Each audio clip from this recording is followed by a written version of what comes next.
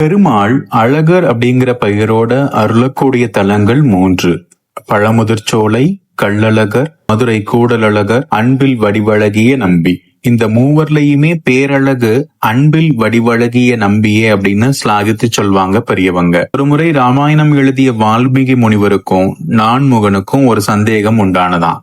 வைகுண்டத்துல சயன கோலத்துல இருக்கக்கூடிய அழகிய பெருமாளுக்கு ஒப்பான திருமேனி பூ உலகுல எங்காவது உண்டா அப்படின்னும், அது வைகுண்ட வாசனின் அதே அழகை கொண்டிருக்கிறதா அப்படிங்கிற ஒரு கேள்வியும் எழும்புச்சான். அது குறித்து பெருமாள்கிட்ட கேட்க, அவரோ அன்பில் திருத்தலம் போய் பாருங்க, அங்க இருக்கக்கூடிய வடிவழகிய நம்பி அழகே உருவானவர் அப்படின்னு சொன்னாராம். வேறொரு தகவலும் உண்டு. தன் படைப்புகளின் அழகு குறித்து கர்வம் கொண்டாரான் நான்முகன்.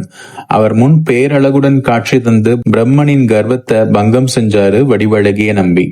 பிறகு அன்புடன் பிரம்மனுக்கு அருளும் புரிஞ்சாரு. ஆகவே இந்த தலம் அன்பில் அப்படின்னு அழைக்கப்படுது.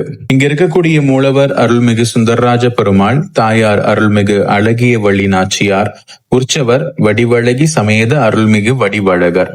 பித்ருதோஷம் இருக்கிறவங்க அமாவாசை நாள்ல இந்த தலத்துல இருக்கிற கொள்ளிடம் நதியில நீராடி பெருமாளுக்கு அப்பம், தயிர் சாதம் நைவேத்தியம் செய்து அதை 10 பேருக்கு வழங்கினா பித்ருதோஷம் நீங்கும் அப்படிங்கறது ஐதீகம். இன்னும் இதே மாதிரி பல ஜோதிட ஆன்மீக தகவல்களை தெரிஞ்சுக்கிறதுக்கு நம்ம யூடியூப் சேனலை சப்ஸ்கிரைப் பண்ணிக்கோங்க.